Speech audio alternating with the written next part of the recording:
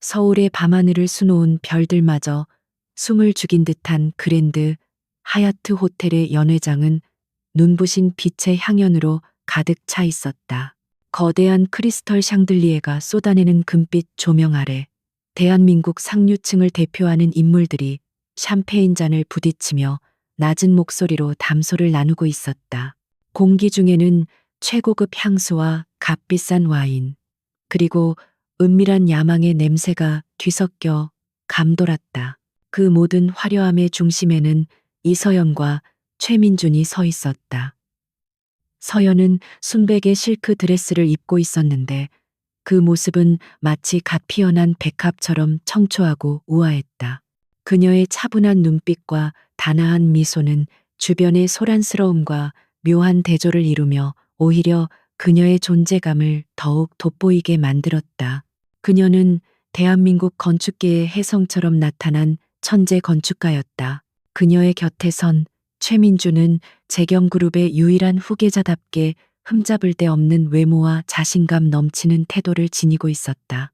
그는 서연의 허리를 감싸 안은 채 마치 세상에서 가장 귀한 보물을 소유한 사람처럼 만족스러운 미소를 짓고 있었다. 오늘 밤 두 사람의 약혼식은 단순한 결합이 아니라 재경그룹의 미래와 건축계의 새로운 신화가 만나는 상징적인 사건이었다. 서연 씨, 정말 아름다워. 이 드레스는 당신을 위해 만들어진 것 같군. 최민준이 그녀의 귓가에 속삭였다. 그의 목소리는 꿀처럼 달콤했지만 그 속에는 소유욕이 짙게 배어 있었다. 서연은 역게 미소 지으며 고개를 끄덕였지만 그녀의 시선은 잠시 연회장 구석의 거대한 통유리창 너머로 펼쳐진 서울의 야경을 향했다.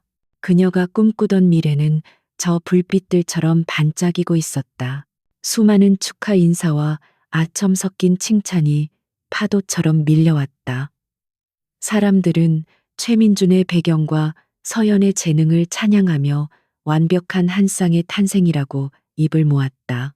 서연은 기계적으로 미소를 지으며 응대했지만 마음 한구석에서는 설명할 수 없는 이질감이 느껴졌다. 이 화려한 세계는 여전히 그녀에게 맞지 않는 옷처럼 어색하기만 했다. 그녀가 사랑한 것은 최민준이라는 남자였지. 그를 둘러싼 이 모든 허영과 과시는 아니었다. 약혼식이 절정에 달했을 때 최민준은 마이크를 잡고 모든 하객들의 주목을 끌었다.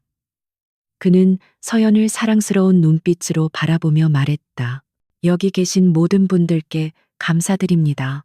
오늘 저는 제 인생의 가장 소중한 동반자이자 앞으로 재경그룹의 미래를 함께 이끌어 나갈 천재 건축가 이서연 씨를 소개합니다. 그녀의 혁신적인 디자인은 곧 재경의 새로운 랜드마크가 될 것입니다. 박수갈채가 쏟아졌다. 서연의 뺨이 살짝 붉어졌다. 그가 말한 혁신적인 디자인은 그녀가 몇 달 동안 밤을 새워가며 완성한 스카이 포레스트 프로젝트였다. 도심 속의 수직 정원을 구현하는 그 획기적인 설계안은 그녀의 모든 열정과 꿈이 담긴 결정체였다. 그것은 민준과 그녀의 미래를 상징하는 것이기도 했다. 그들의 사랑과 성공이 함께 지어 올릴 아름다운 성이었다. 파티는 성공적으로 막을 내렸다. 두 사람은 하객들의 배웅을 받으며 그들을 위해 마련된 한강이 내려다 보이는 최고급 펜트하우스로 향했다. 차 안에서 민주는 아무 말 없이 서연의 손을 꽉 잡고 있었다.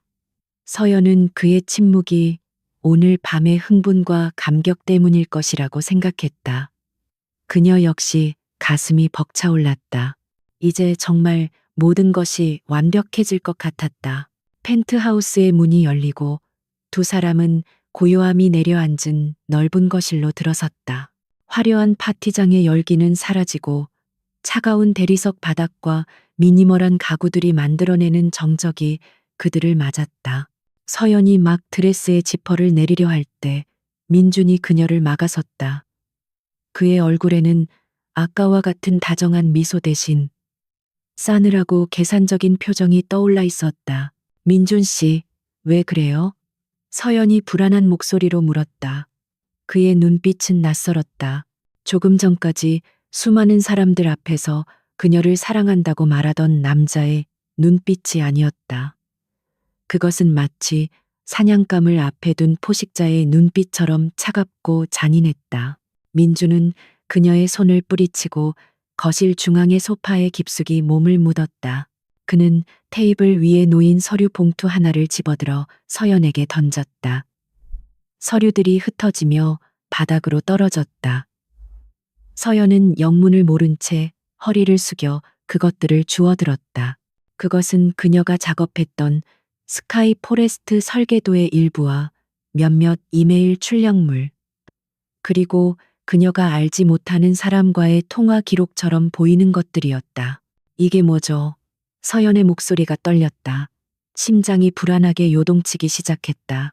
민주는 다리를 꼬고 앉아 그녀를 경멸 어린 시선으로 내려다보았다. 그걸 정말 몰라서 묻는 건가? 이서연 씨, 아니, 이젠 그렇게 부를 필요도 없겠군. 당신, 우리 회사의 기밀 정보를 경쟁사에 팔아넘기려고 했더군. 아주 대담하게도 서연의 머릿속이 하얗게 변했다. 무슨 말을 하는지 이해할 수 없었다. 말도 안 돼요. 내가 왜 그런 짓을 해요? 이건 내 프로젝트예요. 내 모든 것이라고요. 그녀는 필사적으로 항변했다. 하지만 민주는 코웃음 쳤다. 그의 연기는 완벽했다. 이제 그는 더 이상 다정한 약혼자가 아니라 냉혹한 심판자였다. 당신의 프로젝트? 천만에. 그건 이제 재경그룹의 자산이야. 그리고 당신 같은 배신자는 더 이상 필요 없어. 그는 자리에서 일어나 서연에게 다가왔다. 그의 목소리는 얼음처럼 차가웠다. 당신이 가진 재능은 인정하지.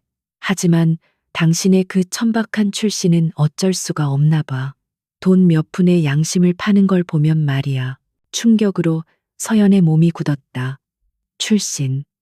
그 단어가 비수처럼 그녀의 가슴에 밝혔다. 고아로 자라 오직 실력 하나만으로 이 자리까지 올라온 그녀였다. 민주는 언제나 그런 그녀의 배경은 상관없다고, 오직 그녀 자체를 사랑한다고 말했었다. 그 모든 것이 거짓이었단 말인가.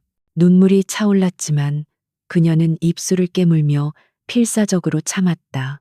거짓말이에요. 이건 함정이야. 당신이 꾸민 짓이죠. 대체 왜? 서연의 목소리는 절망으로 갈라졌다. 그녀는 깨달았다.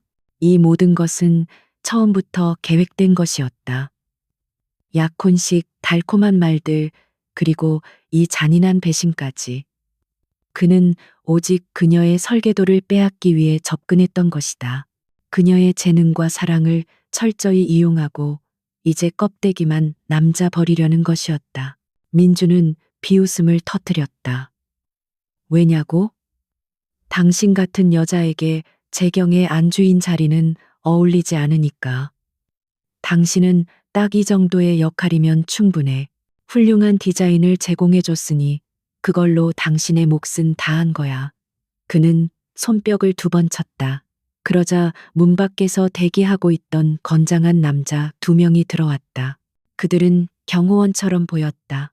이 여자를 당장 끌어내. 내 집에서, 내 인생에서 다시는 눈에 띄지 않도록 해. 민준의 명령은 최종 선고와 같았다. 경호원들이 다가와 서연의 팔을 거칠게 붙잡았다. 서연은 저항하려 했지만 가냘픈 그녀의 힘으로는 역부족이었다. 그녀는 마지막으로 민준을 바라보았다. 그의 눈에는 일말의 동정심도 미안함도 없었다. 오직 차가운 경멸과 승리감만이 가득했다. 최민준, 당신 후회하게 될 거야. 반드시. 서연이 절규했지만 그녀의 목소리는 텅 빈 펜트하우스에 공허하게 울릴 뿐이었다. 그녀는 순백의 드레스 차림 그대로 아무것도 가진 것 없이 그 집에서 맨발로 쫓겨났다. 현관문이 그녀의 등 뒤에서 소리내어 닫혔다. 그 소리는 마치 그녀의 세상이 무너져 내리는 소리 같았다. 복도에 홀로 남겨진 서연은 잠시 동안 멍하니 서 있었다. 무슨 일이 일어난 것인지 실감이 나지 않았다. 몇 시간 전까지만 해도 그녀는 세상에서 가장 행복한 여자였다.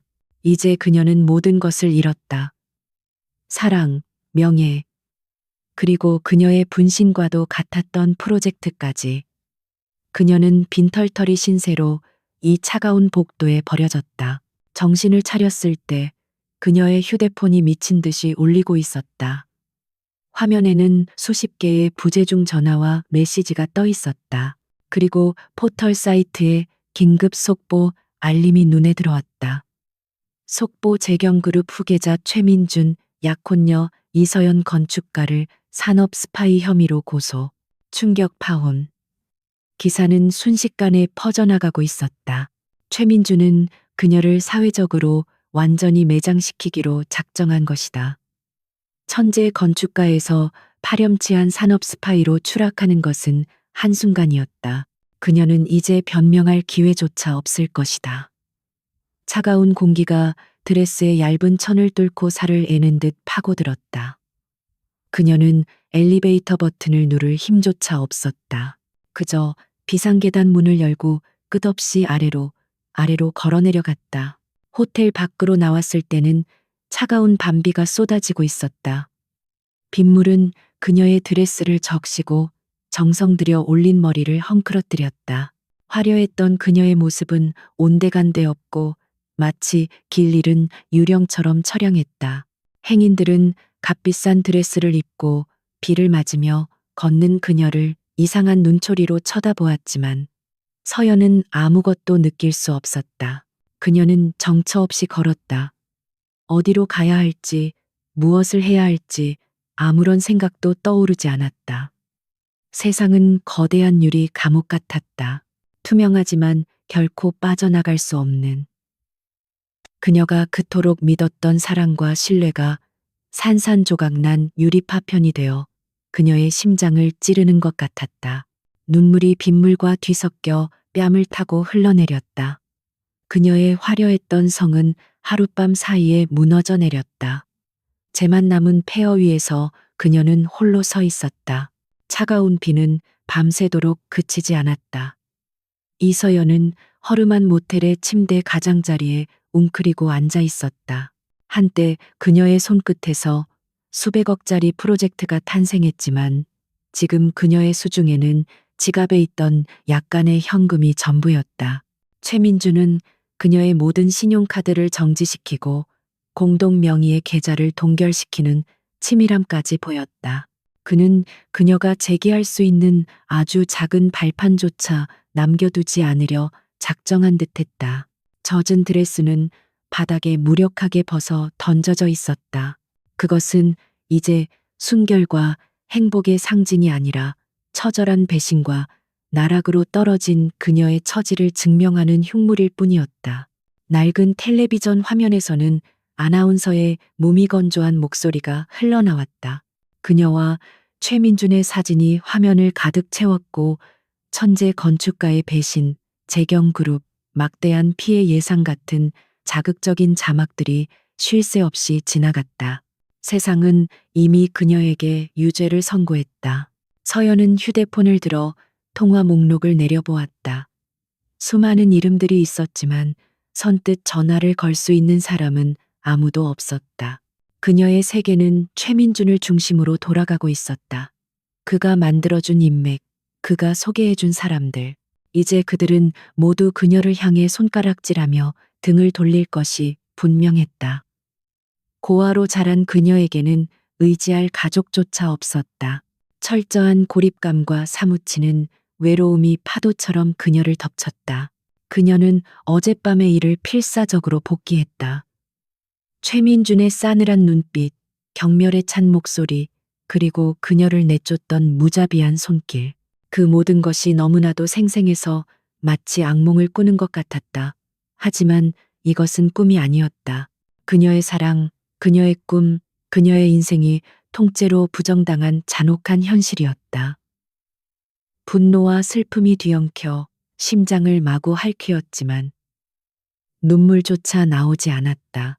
그녀의 감정은 이미 메말라 버린 듯했다. 다음 날 아침 비는 그쳤지만 하늘은 여전히 잿빛이었다. 서연은 모텔을 나와 편의점에서 가장 값싼 옷으로 갈아입었다. 하룻밤 사이에 그녀는 화려한 약혼녀에서 초라한 도망자 신세가 되었다. 그녀는 무작정 걸었다. 어디로 가야 할지, 무엇을 해야 할지 알 수 없었다. 건축계에서는 이미 그녀의 이름에 주홍글씨가 새겨졌을 터였다. 어떤 회사도 산업 스파이라는 오명을 쓴 그녀를 받아주지 않을 것이다. 며칠 동안 그녀는 서울의 뒷골목을 유령처럼 배회했다. 가지고 있던 돈은 빠르게 바닥을 드러냈고 굶주림과 피로가 그녀의 몸과 마음을 갉아먹었다. 그녀는 공원 벤치에 앉아 멍하니 오가는 사람들을 바라보았다. 모두가 행복해 보였다. 평범한 일상을 살아가는 그들의 모습이 그녀에게는 닿을 수 없는 먼 세상의 풍경처럼 느껴졌다. 절망이 그녀의 영혼을 잠식하기 시작했다. 이대로 모든 것을 포기하고 싶다는 유혹이 뱀처럼 스며들었다. 그날 오후 다시 가랑비가 흩뿌리기 시작했다. 서연은 차가운 빗속에서 비틀거리며 걷고 있었다. 그녀의 눈은 초점을 잃었고 세상의 모든 소음이 멀게만 느껴졌다. 바로 그때였다. 도로를 미끄러지듯 달려오던 검은색 세단 한 대가 그녀의 바로 옆에 소리 없이 멈춰섰다. 최고급 세단의 위압적인 존재감은 주변의 풍경과 어울리지 않았다. 서연은 무감각한 시선으로 차를 흘끗 쳐다보고는 다시 발걸음을 옮기려 했다. 차의 뒷문이 열리고 중년의 남자가 내렸다. 그는 잘 다려진 검은색 코트를 입고 있었고 그의 손에는 커다란 우산이 들려 있었다. 남자는 성큼성큼 다가와 말없이 서연의 머리 위로 우산을 씌워 주었다. 갑작스러운 온기에 놀란 서연이 고개를 들었다. 남자는 50대 후반으로 보였지만 그의 자세는 꼿꼿했고 깊고 차분한 눈빛에서는 연륜과 함께 날카로운 지성이 느껴졌다. 그의 얼굴은 낯설지 않았다. 아주 오래전 희미한 기억 속에서 본 듯한 얼굴이었다. 괜찮으십니까, 서연 양? 남자의 목소리는 낮고 부드러웠지만 그 안에는 거스를 수 없는 힘이 담겨 있었다. 서연은 경계심 가득한 눈으로 그를 바라보았다. 지금 그녀에게 다가오는 모든 친절은 의심의 대상일 뿐이었다. 누구시죠? 그녀의 목소리는 며칠 동안 제대로 먹지도 말하지도 않아서 심하게 갈라져 나왔다. 남자는 희미하게 미소 지었다. 그 미소에는 연민과 안타까움이 섞여 있었다. 오래전이라 기억하지 못할 수도 있겠군요. 저는 강지훈이라고 합니다. 돌아가신 아버님의 오랜 친구였지요. 강지훈. 그 이름을 듣는 순간 서연의 머릿속에 먼지 쌓인 기억의 조각 하나가 떠올랐다. 어릴 적 아빠의 서재에서 보았던 사진. 환하게 웃고 있는 아빠의 어깨에 다정하게 손을 올리고 있던 젊은 남자의 모습. 태아그룹의 전설적인 회장, 강지훈이었다. 서연의 눈이 커졌다. 대한민국 경제를 움직이는 거물 중에 거물인 그가 왜 자신 앞에 나타난 것일까? 회장님께서 어째서 저를? 그녀는 혼란스러운 목소리로 물었다. 강지훈은 그녀의 질문에 바로 답하는 대신 차문을 가리키며 말했다. 이런 곳에서 할 이야기는 아닌 것 같군요. 우선 차에 타시지요. 비를 계속 맞으면 병이 날 겁니다. 그의 말투는 정중했지만 거절할 수 없는 단호함이 있었다. 서연은 잠시 망설였다. 하지만 지금 그녀에게는 선택의 여지가 없었다. 그녀는 홀린 듯 그의 뒤를 따라 차에 올라탔다. 차 안은 바깥 세상의 비바람이 거짓말인 것처럼 따뜻하고 고요했다. 운전기사는 말없이 차를 출발시켰다. 강지훈 회장은 맞은편 좌석에 앉아 따뜻한 차가 담긴 보온병을 꺼내 그녀에게 건넸다. 서연은 떨리는 손으로 찻잔을 받아들었다. 따뜻한 기운이 온몸으로 퍼지자 그제야 얼어붙었던 몸과 마음이 조금씩 녹는 것 같았다. 자네 아버지는 내가 아는 사람 중에 가장 강직하고 재능 있는 건축가였지. 강지훈이 조용히 입을 열었다. 그의 시선은 차창 밖을 향해 있었다. 그 피를 이어받아서인지 서연 양의 재능 또한 일찍부터 눈여겨보고 있었네. 특히 스카이 포레스트는 근래에 본 가장 혁신적이고 아름다운 디자인이었어. 그의 말에 서연의 어깨가 가늘게 떨렸다. 잃어버린 자식의 이름을 들은 어미처럼 가슴이 시큰거렸다. 하지만 그건 이제 제 것이 아닙니다. 세상 사람들은 모두 저를 도둑이라고 부르겠죠. 서연이 자조적인 목소리로 말했다. 그녀의 목소리 끝이 파르르 떨렸다. 강지훈은 고개를 돌려 그녀를 똑바로 바라보았다. 그의 눈빛은 흔들림 없이 단단했다. 진실은 언젠가 밝혀지는 법이네. 하지만 진실이 스스로 걸어 나오는 경우는 드물지. 주인이 직접 되찾으러 가야만 하는 것이야. 그는 잠시 말을 멈추고 서연의 눈을 깊이 들여다보았다. 서연 양, 나는 자네에게 동정심을 베풀기 위해 온 것이 아닐세. 나는 자네의 재능을 원해. 자네의 그 날카로운 검을 이대로 녹슬게 버려두기에는 너무나 아깝기 때문이야. 그는 서류 가방에서 계약서 하나를 꺼내 테이블 위에 올려놓았다. 태아그룹 수석 건축가 특별 채용 계약서라는 글자가 선명했다. 서연은 자신의 눈을 의심했다. 대한민국 최고의 기업인 태아그룹에서 그것도 수석 건축가 자리라니. 산업 스파이라는 낙인이 찍힌 자신에게 이런 파격적인 제안을 하는 이유를 도무지 알 수 없었다. 왜 저에게 이런 기회를 주시는 겁니까? 저는 지금 아무것도 가진 게 없는. 그녀의 말문이 막혔다. 아무것도 없지 않아. 강지훈이 그녀의 말을 잘랐다. 자네에게는 최민준 그 애송이는 감히 흉내도 낼 수 없는 진짜 재능이 있어. 그리고 이제는 무엇보다 강력한 동기도 생겼지. 복수라는 동기 말이야. 그의 목소리에는 차가운 분노가 서려 있었다. 최민준이 자네에게서 훔쳐간 그 프로젝트 스카이 포레스트는 원래 서울시가 주관하는 미래형 랜드마크 공모전의 유력한 후보였네. 그리고 우리 태하그룹도 그 공모전에 참여할 걸세. 그의 말은 서연의 심장에 불을 지폈다. 꺼져가던 희망의 불씨가 다시 타오르기 시작했다. 그는 그녀에게 단순히 일자리를 제안하는 것이 아니었다. 그는 그녀에게 복수할 수 있는 무대와 칼을 쥐어주고 있었다. 최민준과 정정당당하게 실력으로 맞붙어 그가 훔쳐간 모든 것을 되찾아올 기회를, 태아의 자본과 기술력, 그리고 나의 모든 지원을 자네에게 약속하지. 자네는 오직 최고의 디자인을 만드는 데에만 집중하면 되네. 최민준의 가짜 성을 무너뜨리고 그 자리에 자네의 진짜 성을 세우는 거야. 할 수 있겠나? 강지훈의 눈빛은 그녀의 대답을 기다리고 있었다. 그 눈빛은 그녀의 가장 깊은 곳에 숨겨진 자존심과 투지를 꿰뚫어 보고 있었다. 서연은 뜨거운 찻잔을 쥔 손에 힘을 주었다. 며칠 동안 그녀를 짓누르던 절망의 무게가 서서히 걷히고 그 자리에 차가운 분노와 뜨거운 결의가 차올랐다. 그녀는 더 이상 비에 젖은 채 거리를 헤매던 가련한 피해자가 아니었다. 그녀는 자신의 것을 되찾기 위해 전쟁터로 나가는 전사였다.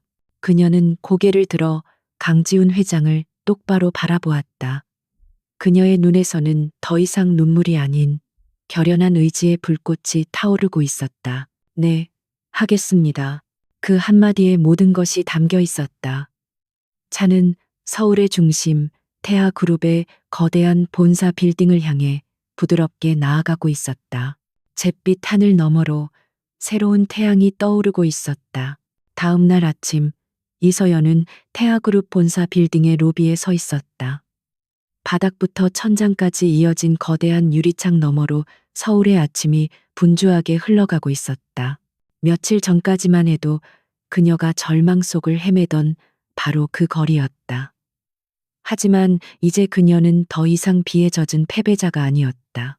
검은색 정장을 단정하게 차려입은 그녀의 모습은 차갑고 지적인 카리스마를 발산하고 있었다. 어깨를 펴고 턱을 당긴 그녀의 자세에는 한치의 흔들림도 없었다. 강지훈 회장의 비서실장이 직접 그녀를 안내했다. 최상층에 위치한 건축 설계 본부로 향하는 전용 엘리베이터 안에서 비서실장은 간결하게 상황을 설명했다. 회장님께서 서연님을 수석 건축가로 임명하셨다는 소식에 내부적으로 약간의 술렁임이 있습니다. 특히 미래형 랜드마크 프로젝트를 담당하고 있던 A팀의 반발이 예상됩니다. 그 점 미리 양해 부탁드립니다.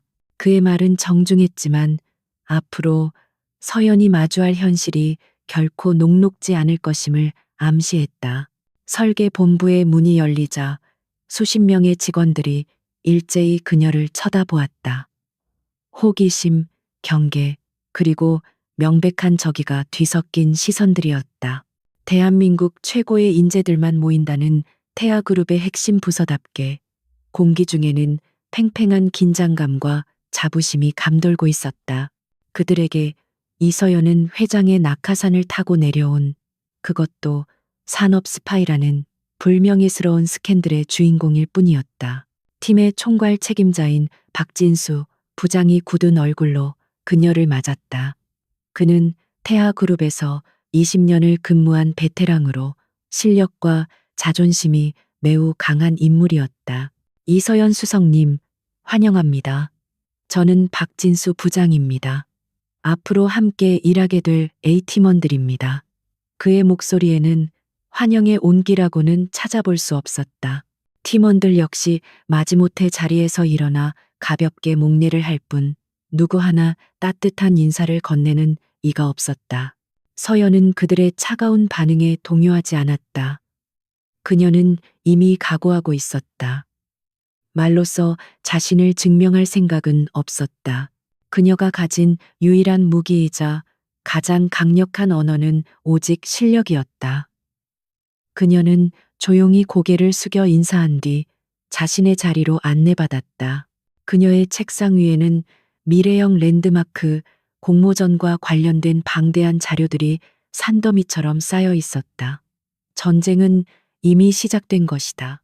첫 회의는 예상대로 팽팽한 기싸움의 연속이었다. 박 부장은 기존 A팀이 몇 달간 준비해온 설계안을 발표하며 서연의 의견을 물었다.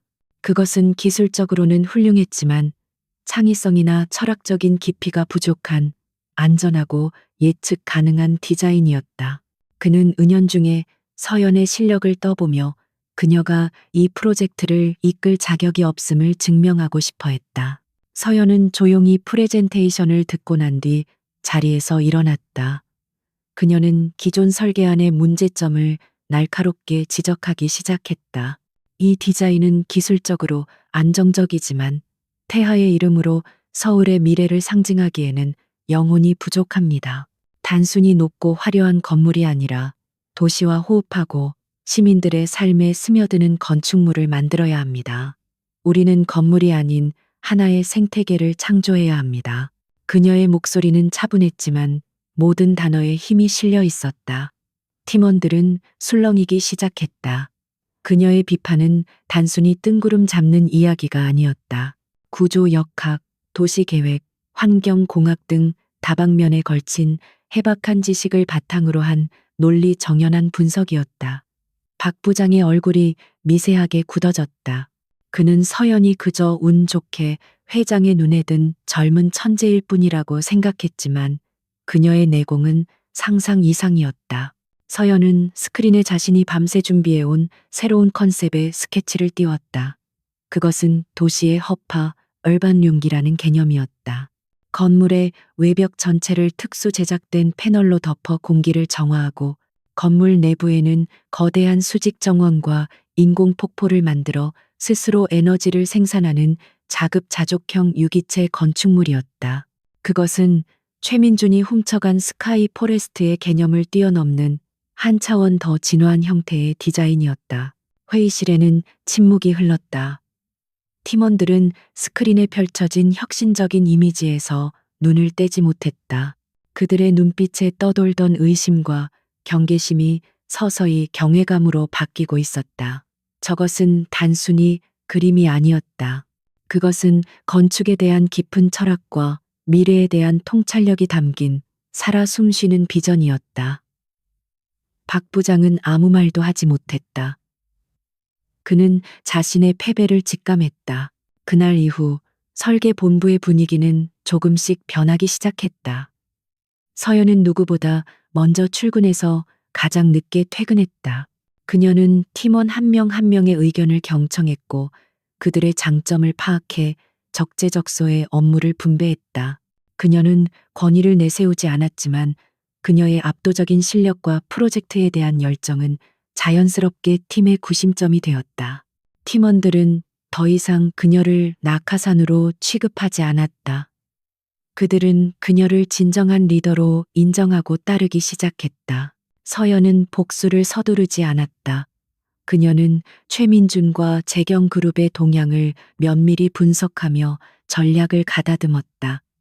최민준은 그녀에게서 훔친 스카이 포레스트 디자인을 대대적으로 홍보하며 언론의 스포트라이트를 즐기고 있었다. 그는 서연이 이미 무너졌다고 확신하며 방심하고 있었다. 바로 그것이 서연이 노리는 지점이었다. 그녀는 적이 가장 높이 올라갔을 때 가장 고통스러운 방식으로 추락시킬 계획이었다. 그녀의 계획은 단순히 더 나은 디자인으로 공모전에서 이기는 것이 아니었다. 그녀는 최민준이 훔친 디자인의 구조적인 결함을 정확히 알고 있었다. 그것은 오직 원 설계자인 그녀만이 알 수 있는 치명적인 아킬레스건이었다. 그녀는 도시의 허파 프로젝트를 진행하면서 동시에 스카이 포레스트의 결함을 증명할 수 있는 데이터를 은밀하게 축적하기 시작했다.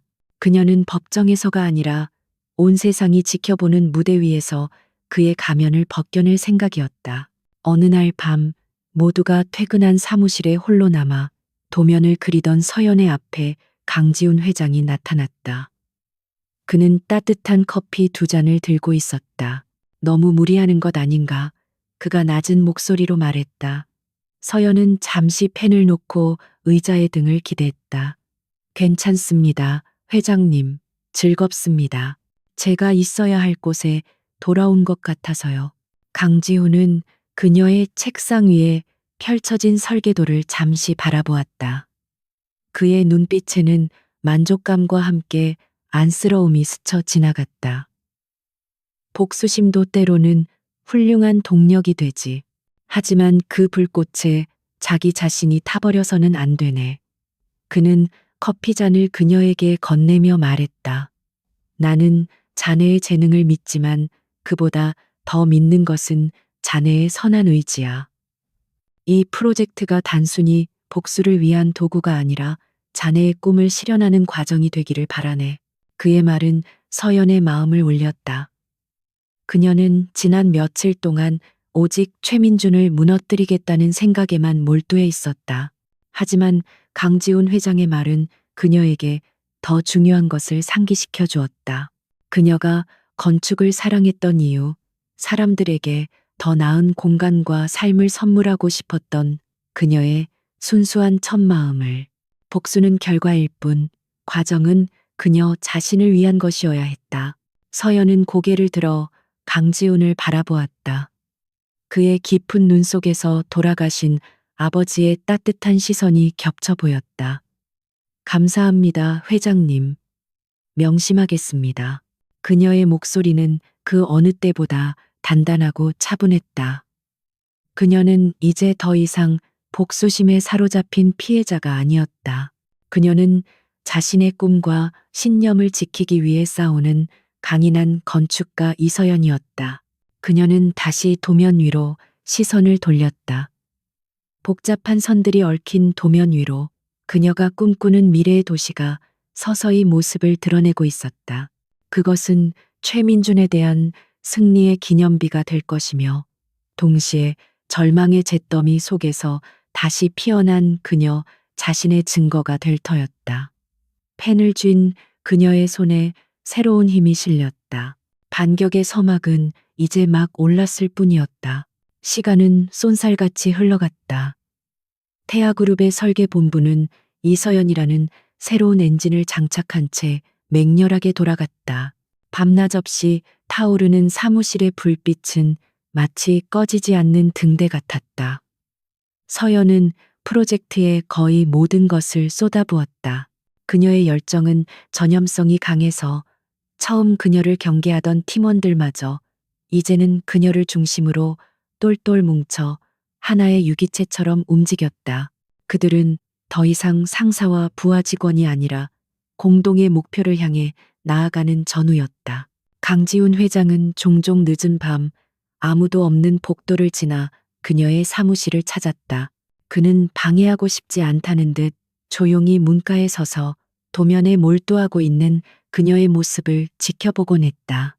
칠흑 같은 머리카락을 대충 틀어 올린 채 날카로운 눈으로 복잡한 선들을 쫓는 그녀의 모습은 그에게 깊은 인상을 남겼다. 그는 그녀에게서 젊은 날의 자신과 그리고 그녀의 아버지를 동시에 보았다. 타협하지 않는 열정과 순수한 재능, 그리고 상처 입었음에도 꺾이지 않는 강인함이었다. 어느 날 밤 그는 직접 내린 커피 2잔을 들고 그녀의 책상으로 다가갔다. 서연은 인기척을 느끼고 고개를 들었다. 피곤한 기색이 역력했지만 그녀의 눈은 여전히 총기로 빛나고 있었다. 회장님, 아직 퇴근 안 하셨습니까? 그녀의 목소리에는 놀라움이 묻어났다. 강지우는 희미하게 미소 지으며 커피 잔을 건넸다. 내가 할 질문인 것 같은데 이러다 쓰러지는 건 아닌지 걱정이 돼서 와봤네. 두 사람 사이에는 잠시 편안한 침묵이 흘렀다. 서연은 따뜻한 커피를 한 모금 마셨다. 쌉쌀한 향이 피로를 씻어주는 것 같았다. 아버지가 살아계셨다면 서연 양의 지금 모습을 보고 무척 자랑스러워했을 걸세. 강지훈이 조용히 입을 열었다. 그 친구는 언제나 세상에 없는 건물을 짓고 싶어 했지. 사람들의 마음을 움직이는 영혼이 있는 건축물을 말이야. 자네가 지금 그걸 하고 있는 것 같아. 아버지라는 말에 서연의 마음 한구석이 아릿해왔다. 그녀에게 아버지는 아주 희미한 기억으로만 남아 있었다. 하지만 강지훈을 통해 듣는 아버지의 이야기는 마치 오래된 앨범을 넘기는 것처럼 생생하고 따뜻했다. 그녀는 처음으로 강지훈에게 자신의 속내를 조금 내비쳤다. 가끔은 두렵습니다. 제가 과연 해낼 수 있을지, 이 모든 기대와 책임을 감당할 수 있을지 자신이 없어질 때가 있습니다. 강지훈은 그녀를 깊은 눈으로 바라보았다. 그의 시선은 단순한 격려나 동정이 아니었다. 그것은 한 인간의 내면을 꿰뚫어 보는 듯한 깊은 이해와 공감이 담긴 시선이었다. 두려움은 당연한 감정이야. 하지만 위대한 건축물은 언제나 두려움을 극복한 자리 위에 세워지는 법이지 혼자라고 생각하지 말게. 내가 그리고 우리 태아가 자네 뒤에 있으니. 그의 목소리는 낮고 차분했지만 그 어떤 말보다 굳건한 신뢰를 주었다. 그날 이후 두 사람의 관계는 단순한 상사와 부하 직원을 넘어섰다. 그들은 일주일에 2~3번씩 함께 저녁 식사를 하며 프로젝트에 대한 의견을 나누었다. 대화는 자연스럽게 건축과 경영을 넘어 예술, 철학, 그리고 각자의 인생에 대한 이야기로 이어졌다. 서연은 강지훈의 깊은 지성과 따뜻한 인간미에 매료되었다. 그는 단순한 사업가가 아니라 세상을 깊이 통찰하는 현인이었다. 그녀는 그에게서 아버지의 그림자를, 든든한 보호자를, 그리고 어느 순간부터는 한 명의 남자를 느끼기 시작했다.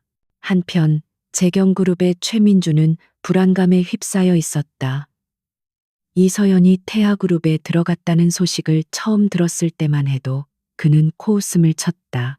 산업 스파이라는 낙인이 찍힌 여자가 뭘 할 수 있겠냐며 무시했다. 하지만 업계에 태아의 새로운 프로젝트에 대한 긍정적인 소문이 퍼지기 시작하면서 그의 표정은 굳어졌다. 태아가 준비하는 도시의 허파 프로젝트가 자신이 훔친 스카이 포레스트를 능가하는 혁신적인 개념이라는 평가가 흘러나오자 그는 참을 수 없는 모욕감과 위기감을 느꼈다. 그는 이서연이 결코 자신을 위협하도록 내버려 둘 수 없었다. 그녀는 그가 짓밟고 버린 과거일 뿐이어야 했다. 그는 비열한 방법을 동원하기로 결심했다. 우선 그는 언론을 이용했다. 익명의 업계 관계자를 인용한 기사들이 쏟아져 나왔다. 태아의 프로젝트가 현실성이 떨어지는 허황된 꿈이라거나 구조적인 안정성에 심각한 결함이 있을 수 있다는 악의적인 내용들이었다. 여론을 흔들어 투자자들을 불안하게 만들려는 속셈이었다. 하지만 강지우는 흔들리지 않았다. 그는 즉시 기자회견을 열어 모든 의혹을 정면으로 반박했고 오히려 프로젝트에 대한 자신감을 내비치며 노이즈 마케팅으로 역이용했다. 최민준의 첫 번째 공격은 허무하게 막혔다. 분노한 그는 더욱 교활한 수를 썼다. 그는 태아의 도시의 허파 프로젝트에 필수적인 특수 경량 콘크리트 자재를 독점 공급하는 해외 업체에 압력을 넣었다. 막대한 자금력을 동원해 태아와의 계약을 파기하고 자신들과 독점 계약을 맺도록 한 것이다. 이 소식은 서연의 팀에 큰 타격이었다. 대체 자재를 찾지 못하면 프로젝트 전체가 좌초될 위기였다. 팀원들은 동요했고 회의실의 분위기는 무겁게 가라앉았다. 모두가 절망적인 표정을 짓고 있을 때 서연만이 침착함을 잃지 않았다. 그녀는 밤을 새워가며 새로운 해결책을 모색했다. 그녀는 기존 자재에 얽매이는 대신 발상을 전환하여 신소재 개발팀과 협력해 완전히 새로운 친환경 신소재를 개발하는 쪽으로 방향을 틀었다. 이것은 엄청난 모험이었다. 공모전까지 남은 시간은 촉박했고 신소재 개발의 성공 여부는 불투명했다. 박 부장을 비롯한 일부 임원들은 리스크가 너무 크다며 반대했다. 하지만 서연은 확신에 차 있었다. 위기는 곧 기회입니다. 우리가 이 신소재 개발에 성공한다면 우리는 단순히 건물을 짓는 것을 넘어 건축 자재의 새로운 표준을 제시하게 될 것입니다. 이것이야말로 진정한 혁신입니다. 그녀의 흔들림 없는 태도와 논리적인 설득에 결국 강지우는 그녀의 손을 들어주었다. 그는 신소재 개발에 필요한 모든 자원과 인력을 전폭적으로 지원하겠다고 약속했다. 그는 서연의 대담함과 위기 속에서 더 빛을 발하는 전략적인 사고에 다시 한번 감탄했다. 그녀는 단순히 방어하는 것이 아니라 적의 공격을 발판 삼아 더 높이 도약할 줄 아는 지휘관이었다. 최민준의 방해 공작은 오히려 서연과 강지훈의 관계를 더욱 단단하게 만드는 계기가 되었다.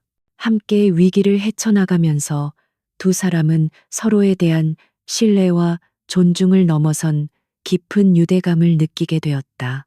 어느 늦은 밤 신소재 연구실에서 긍정적인 초기 데이터를 확인하고 나온 서연은 복도에서 자신을 기다리고 있던 강지훈과 마주쳤다. 좋은 소식이 있는 모양이군. 얼굴에 다 쓰여 있어. 강지훈이 부드러운 미소와 함께 말했다. 서연은 그제야 자신이 활짝 웃고 있었다는 것을 깨달았다. 네, 회장님, 가능성이 보입니다. 우리가 해낼 수 있을 것 같습니다. 벅찬 감정에 그녀의 목소리가 살짝 떨렸다. 강지우는 손을 들어 그녀의 헝클어진 머리카락을 부드럽게 정돈해 주었다. 그의 예상치 못한 다정한 손길에 서연의 심장이 순간 쿵 하고 내려앉았다. 수고했네. 정말 대단해. 강지훈의 눈빛은 그 어느 때보다 따뜻했다. 그 시선 속에는 상사로서의 격려 이상의 감정이 담겨 있었다. 그것은 한 여자의 강인함과 아름다움에 대한 순수한 감탄과 존경 그리고 애정이었다. 서연은 그의 시선을 피하지 않았다. 두 사람의 시선이 허공에서 얽혔다. 시끄러운 세상의 소음은 모두 사라지고 오직 두 사람의 심장 소리만이 고요한 복도를 채우는 듯했다. 두 개의 외로운 영혼이 마침내 서로의 주파수를 찾아내고 깊은 공명을 일으키기 시작한 순간이었다. 공모전 발표일이 다가올수록 태아와 재경 두 그룹 사이에 보이지 않는 전쟁은 극으로 치닫고 있었다. 건축계를 넘어 세계 전체가 이 세기의 대결을 숨죽여 지켜보고 있었다. 그것은 단순히 하나의 프로젝트를 따내기 위한 경쟁이 아니었다. 그것은 구세대의 오만함과 신세대의 혁신, 그리고 도둑맞은 정의와 추악한 탐욕 사이의 정면 대결이었다. 전장의 중심에는 이서연이 서 있었고 그녀의 뒤에는 강지훈이라는 거대한 산이 버티고 있었다. 마침내 이서연의 팀이 개발하던 신소재 에코 브리드 이코 브리즈가 공식적으로 발표되었다. 기존 콘크리트보다 훨씬 가벼우면서도 강도는 월등히 높고 무엇보다 스스로 미세먼지를 흡수하여 분해하는 혁신적인 친환경 신소재였다. 이 소식은 건축계에 핵폭탄급 파장을 일으켰다. 태아의 도시의 허파 프로젝트는 더 이상 상상 속의 청사진이 아니라 실현 가능한 미래 기술의 집약체임을 증명한 것이다. 언론은 태아의 기술력을 극찬했고 주가는 연일 최고치를 경신했다. 반면 최민준에게 이 소식은 사형 선고나 다름없었다. 그는 자신의 사무실에서 에코 브리드 관련 기사가 실린 신문을 갈기갈기 찢어발겼다. 이서연, 그 이름이 지긋지긋한 악몽처럼 그의 귓가에 맴돌았다. 자신이 짓밟고 버렸던 여자가 이제 자신을 위협하는 가장 강력한 적이 되어 돌아왔다는 사실을 그는 도저히 받아들일 수 없었다. 그의 자존심은 산산조각 났고 패배에 대한 두려움이 그의 이성을 마비시키기 시작했다. 그는 더 이상 정상적인 방법으로는 이길 수 없다고 판단했다. 그는 마지막 발악을 준비했다. 그는 거액의 돈을 주고 업계 최고의 해커를 고용했다. 태아그룹의 내부 서버를 해킹하여 도시의 허파 설계도 원본을 훔쳐내고 동시에 에코 브리드의 핵심 기술 데이터에 치명적인 바이러스를 심어 프로젝트 전체를 마비시키려는 계획이었다. 심사 발표 며칠 전에 모든 것을 망가뜨려 이서연이 손쓸 틈도 없이 무너지게 만들 속셈이었다. 하지만 이서연은 최민준보다 항상 한 수 위를 내다보고 있었다. 그녀는 강지훈 회장과의 대화를 통해 최민준이 어떤 비열한 수단까지 동원할 수 있는 인물인지 이미 간파하고 있었다. 그녀는 태아그룹의 최고 정보 보안팀과 협력하여 2중, 3중의 방어벽을 구축해 놓았다. 그리고 최민준의 해커가 침투할 것을 예상하고 일부러 가짜 서버로 유인하는 정교한 덫을 파놓았다. 최민준은 자신이 승리의 열쇠를 훔쳤다고 확신했지만 그가 손에 넣은 것은 서연이 일부러 흘린 가짜 정보와 그의 범죄 행위를 기록하는 추적 프로그램뿐이었다. 최종 결전의 날이 다가오고 있었다. 도시의 허파 설계는 완벽하게 마무리되었다. 팀원들은 지난 몇 달간의 고된 노력이 결실을 맺는다는 생각에 흥분과 기대로 가득 차 있었다. 하지만 이서연은 여기서 멈추지 않았다. 그녀에게는 최민준의 숨통을 끊을 마지막 비장의 무기가 필요했다. 그녀는 박진수 부장과 극소수의 구조 분석 전문가들을 자신의 사무실로 불렀다. 지금부터 우리가 할 일은 공모전과는 별개의 작업입니다. 그리고 절대적인 보안이 필요합니다. 서연의 목소리는 낮고 단호했다.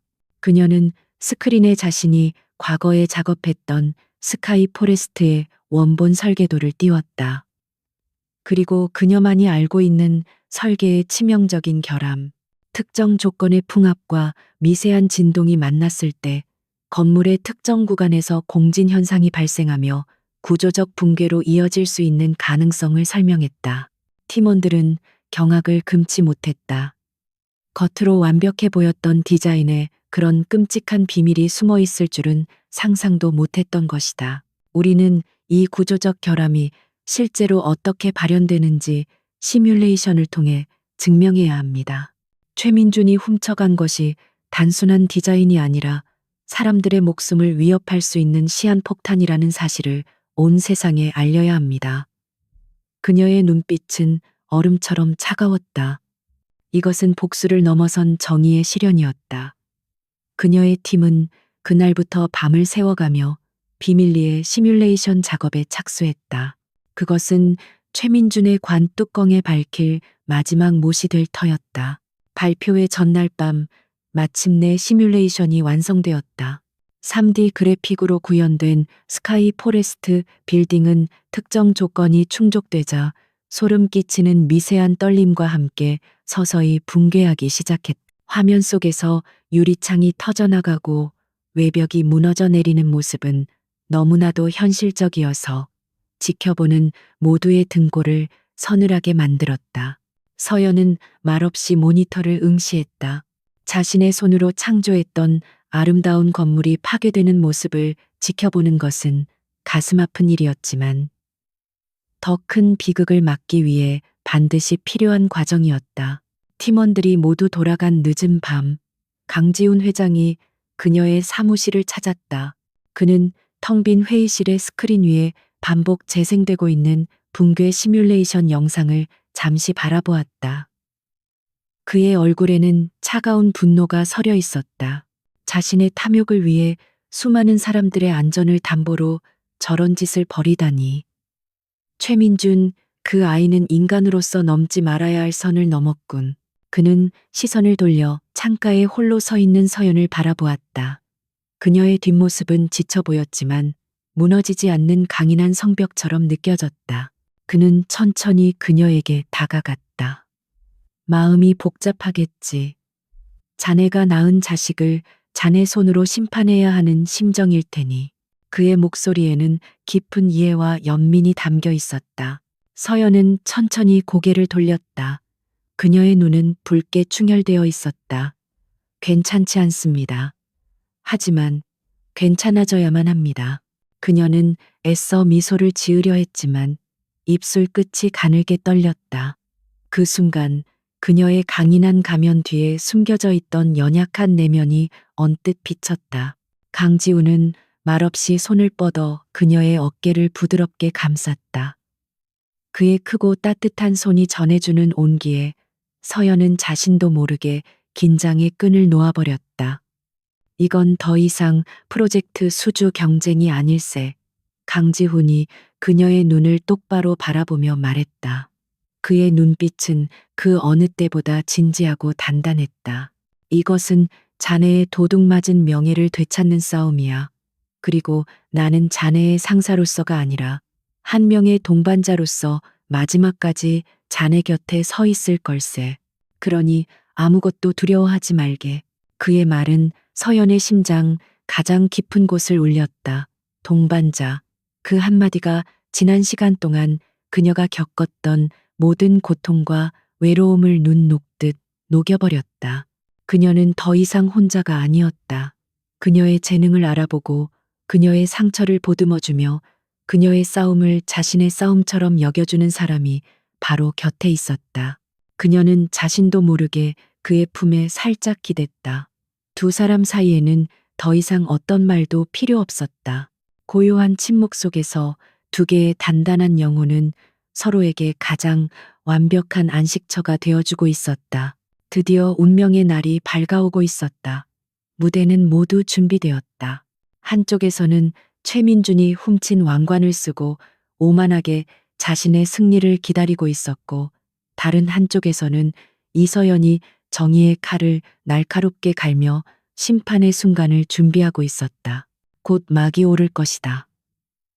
그리고 세상은 진짜와 가짜, 빛과 어둠의 차이를 똑똑히 목격하게 될 터였다. 미래형 랜드마크 최종 발표회가 열리는 컨벤션 센터는 대한민국의 모든 권력과 자본이 한자리에 모인 듯한 열기로 가득했다. 정부 고위 관료, 국내외 유수의 투자자들, 그리고 수백 명의 기자들이 발 디딜 틈 없이 자리를 메웠다. 공기 중에는 억눌린 흥분과 날카로운 긴장감이 팽팽하게 감돌았다. 오늘 이곳에서 서울의 스카이라인을 바꿀 단 하나의 디자인이 결정되고 동시에 두 거대 기업의 명운이 갈릴 터였다. 최민주는 무대 뒤 대기실에서 자신감 넘치는 미소를 지으며 거울 속 자신을 바라보았다. 그는 최고급 이탈리아 수트를 입고 있었고 머리카락 한 올 흐트러짐 없이 완벽하게 정돈되어 있었다. 그는 이미 승리를 확신하고 있었다. 이서연이 아무리 발버둥 쳐봤자 재경그룹이라는 거대한 이름과 자신이 언론을 통해 쌓아 올린 천재 경영인이라는 이미지 앞에서는 계란으로 바위치기일 뿐이라고 믿었다. 그는 곧 무대 위에서 화려한 스포트라이트를 받으며 자신의 시대를 선포할 참이었다. 반면 이서연은 조용한 대기실에 홀로 앉아 눈을 감고 있었다. 그녀의 표정은 호수처럼 고요했다. 복수심이나 분노 같은 들끓는 감정은 이미 가라앉은 지 오래였다. 지금 그녀의 마음을 채우고 있는 것은 건축가로서의 사명감과 정의를 실현해야 한다는 차가운 결의뿐이었다. 문이 조용히 열리고 강지훈 회장이 들어왔다. 그는 아무 말 없이 그녀의 어깨에 손을 얹었다. 그 따뜻하고 묵직한 신뢰감이 100마디의 격려보다 더 큰 힘이 되었다. 서연은 눈을 뜨고 그를 보며 희미하게 미소 지었다. 준비는 끝났다. 마침내 발표회가 시작되었다. 사회자의 소개와 함께 최민준이 먼저 무대에 올랐다. 그는 능숙하게 청중을 휘어잡으며 프레젠테이션을 시작했다. 거대한 스크린 위로 스카이 포레스트의 화려한 3D 영상이 펼쳐졌다. 하늘을 향해 뻗어 올라가는 유려한 곡선의 타워와 그 외벽을 감싸고 있는 수직 정원의 모습은 감탄을 자아내기에 충분했다. 최민주는 자신이 얼마나 오랫동안 이 프로젝트를 구상하고 열정을 쏟아부었는지에 대해 열변을 토했다. 스카이 포레스트는 단순한 건물이 아닙니다. 그것은 자연과 도시, 인간과 기술이 완벽하게 조화를 이루는 미래에 대한 저의 철학이자 비전입니다. 그의 목소리는 자신감으로 가득 차 있었다. 객석에서는 감탄사와 함께 박수갈채가 터져나왔다. 그는 만족스러운 미소를 지으며 객석에 앉아 있는 이서연을 경멸 어린 시선으로 흘끗 쳐다보았다. 저 여자도 지금쯤 자신의 처지를 깨닫고 절망하고 있겠지. 그는 그렇게 생각했다. 하지만 서연은 그저 무표정하게 무대를 응시하고 있을 뿐이었다. 최민준의 성공적인 발표가 끝나고 드디어 이서연의 차례가 되었다. 그녀가 무대 위로 걸어 나오자 장내는 순간 술렁였다. 산업 스파이 스캔들의 주인공이 대한민국 최고의 프로젝트 발표회 무대에 선다는 것 자체가 엄청난 이슈였다. 수많은 카메라 플래시가 그녀를 향해 터졌지만 그녀는 눈 하나 깜짝하지 않고 침착하게 마이크 앞에 섰다. 그녀의 등장은 그 자체만으로도 폭풍전야의 고요함 같은 긴장감을 만들어냈다. 안녕하십니까. 태하그룹의 수석 건축가 이서연입니다. 그녀의 목소리는 나직했지만 놀라울 정도로 또렷하게 장내에 울려 퍼졌다. 저는 오늘 여러분께 건물이 아닌 살아 숨쉬는 생명체를 보여드리고자 합니다. 그녀의 말과 함께 스크린에는 도시의 허파 프로젝트의 영상이 떠올랐다. 최민준의 것과는 차원이 다른 유기적이고 역동적인 디자인이었다. 건물 자체가 거대한 나무처럼 도시의 오염된 공기를 빨아들이고 신선한 산소를 내뿜는 개념은 충격적일 정도로 혁신적이었다. 이어서 그녀는 신소재, 에코, 브리드의 실물을 공개하며 그 과학적인 원리를 명료하게 설명했다. 심사위원들과 투자자들의 눈빛이 달라지기 시작했다. 최민준의 스카이 포레스트가 아름다운 그림에 불과했다면 이서연의 도시의 허파는 철저한 과학적 데이터와 미래에 대한 깊은 통찰력으로 뒷받침된 실현 가능한 현실이었다. 장내의 분위기는 순식간에 태아그룹 쪽으로 기울기 시작했다. 최민준의 얼굴에서 미소가 사라지고 불안한 기색이 떠올랐다. 프레젠테이션을 성공적으로 마친 서연은 여기서 끝내지 않았다. 그녀는 잠시 숨을 고른 뒤 모든 청중을 향해 폭탄 선언을 했다. 하지만 오늘 제가 이 자리에 선 진짜 이유는 단순히 새로운 프로젝트를 소개하기 위함이 아닙니다. 건축가의 양심을 걸고 우리 모두의 안전을 위협하는 치명적인 진실을 고발하기 위해서입니다. 장내는 물을 끼얹은 듯 조용해졌다. 그녀는 스크린에 최민준이 방금 발표했던 스카이 포레스트의 설계도를 띄웠다. 그리고 담담한 목소리로 말했다. 이 디자인은 제가 과거에 만들었던 것입니다. 그 한마디에 객석은 충격으로 술렁였다. 최민주는 자리에서 벌떡 일어나 소리쳤다. 거짓말, 저 여자가 지금 날 모함하고 있어. 당장 끌어내. 하지만 아무도 그의 말을 듣지 않았다. 모든 사람의 시선은 무대 위에 서연에게 고정되어 있었다. 서연은 그의 발악에 아랑곳하지 않고 말을 이었다. 최민준 씨는 제 디자인을 훔쳤을 뿐만 아니라 제가 미처 수정하지 못했던 초기 설계의 치명적인 구조적 결함까지 그대로 가져갔습니다. 그녀는 손에 든 리모컨의 버튼을 눌렀다. 스크린의 화면이 바뀌었다. 어젯밤 그녀의 팀이 완성했던 바로 그 붕괴 시뮬레이션 영상이었다. 장내의 모든 스피커에서 강풍이 몰아치는 소리와 건물이 미세하게 떨리는 불길한 소음이 울려 퍼졌다. 화면 속 스카이 포레스트는 특정 풍속과 진동에 반응하며 끔찍한 공진 현상을 일으키기 시작했다. 건물의 유리창이 팝콘처럼 터져나가고 외벽에 금이 가기 시작했다. 사람들은 숨을 죽였다. 마치 재난 영화의 한 장면을 보는 것 같았다. 시뮬레이션은 절정에 달했다. 거대한 타워는 중심을 잃고 비스듬히 기울어지기 시작하더니 이내 끔찍한 굉음과 함께 폭삭 무너져 내렸다. 수만 톤의 콘크리트와 철골이 먼지, 구름과 함께 주변을 덮치는 마지막 장면이 화면을 가득 채웠다. 영상이 끝나고 컨벤션 센터에는 무거운 침묵만이 흘렀다. 사람들은 공포와 충격에 빠져 아무 말도 하지 못했다. 최민준의 얼굴은 사색이 되어 있었다. 그는 자신의 눈앞에서 벌어진 일을 믿을 수 없다는 듯 텅 빈 눈으로 스크린을 응시하고 있었다. 그의 모든 거짓말, 모든 오만함이 저 잿더미와 함께 산산조각 나버렸다.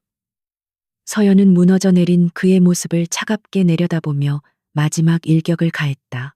만약 저 건물이 실제로 지어졌다면 오늘 보신 이 끔찍한 재앙은 현실이 되었을 겁니다. 건축은 사람의 생명을 다루는 일입니다. 자신의 탐욕을 위해 수많은 사람들의 목숨을 담보로 사기극을 벌인 사람에게 이 도시의 미래를 맡길 수는 없습니다. 그녀의 목소리는 심판관의 선고처럼 장엄하게 울려 퍼졌다. 그 순간 모든 것이 터져 나왔다. 기자들의 카메라 플래시가 미친 듯이 터졌고 곳곳에서 고성과 질문이 쏟아졌다. 보안 요원들이 무대 위로 뛰어 올라와 이성을 잃고 발악하는 최민준을 제압했다. 심사위원장은 즉시 마이크를 잡고 재경그룹의 실격과 함께 사법당국에 즉각적인 수사를 의뢰하겠다고 발표했다. 모든 것이 끝났다. 최민준과 재경그룹은 단 몇 분 만에 전 국민이 지켜보는 앞에서 완벽하게 몰락했다. 혼란의 한가운데서 이서연은 조용히 무대 뒤로 걸어 나왔다. 그녀는 굳게 닫혀있던 문을 열고 밖으로 나섰다. 복도 끝에서 강지훈이 그녀를 기다리고 있었다. 그는 아무 말 없이 그녀를 향해 팔을 벌렸다. 서연은 그에게로 걸어가 그의 품에 안겼다. 길고 길었던 싸움이 끝났다는 안도감과 마침내 정의를 되찾았다는 벅찬 감정이 한꺼번에 몰려왔다. 그녀의 눈에서 뜨거운 눈물이 흘러내렸다. 그것은 더 이상 절망의 눈물이 아닌 새로운 시작을 알리는 승리의 눈물이었다. 컨벤션 센터의 극적인 사건은 다음날 대한민국을 뒤흔든 태풍이 되었다. 모든 신문과 방송의 헤드라인은 이서연의 폭로와 최민준의 몰락에 대한 이야기로 도배되었다. 재경그룹의 주가는 개장과 동시에 폭락하여 휴지 조각이 되었고, 검찰은 즉시 특별수사팀을 꾸려 최민준을 긴급 체포했다. 그의 범죄는 단순히 산업 스파이 교사와 지적재산권 절도에 그치지 않았다. 수사 과정에서 그의 비자금 조성, 정관계 로비 등 온갖 추악한 비리들이 고구마 줄기처럼 줄줄이 딸려 나왔다.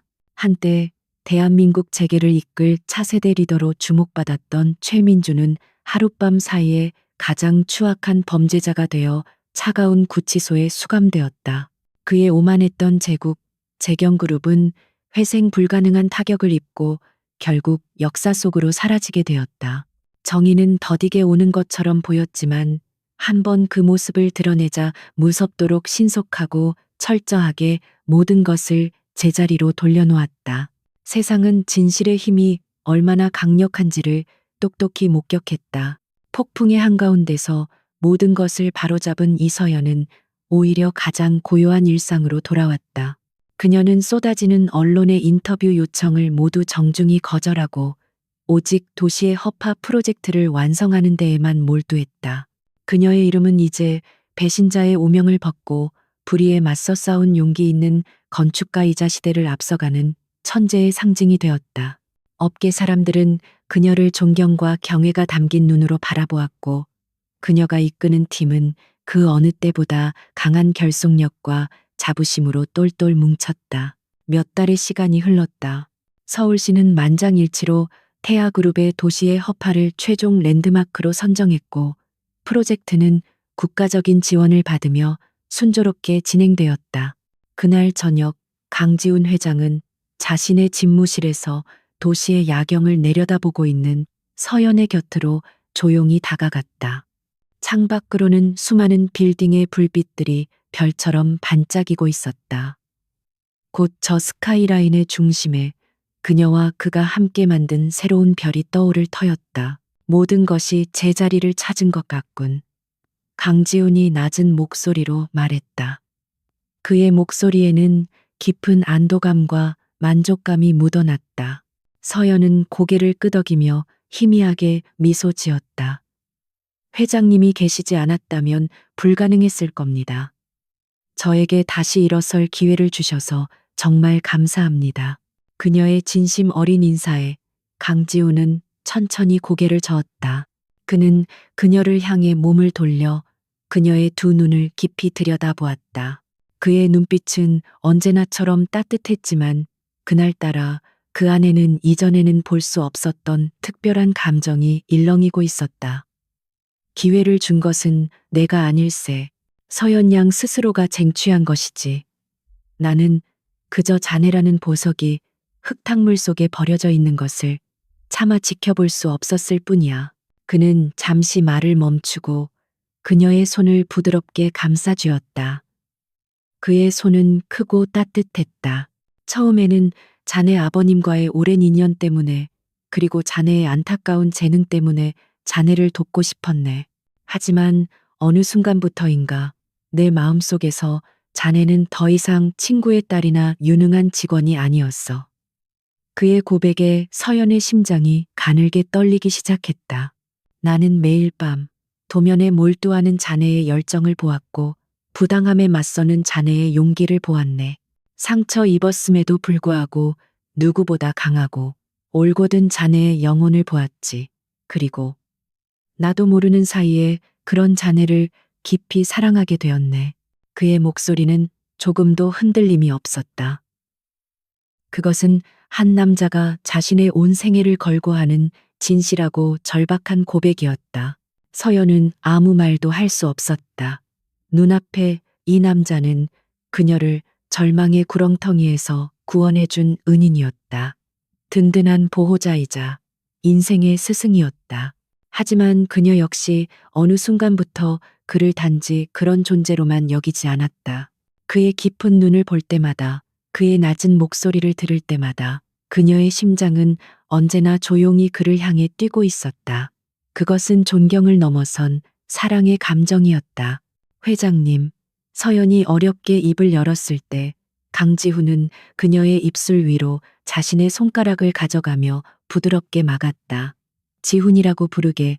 이제는 회장님이 아니라 한 명의 남자로서 자네 곁에 서고 싶으니.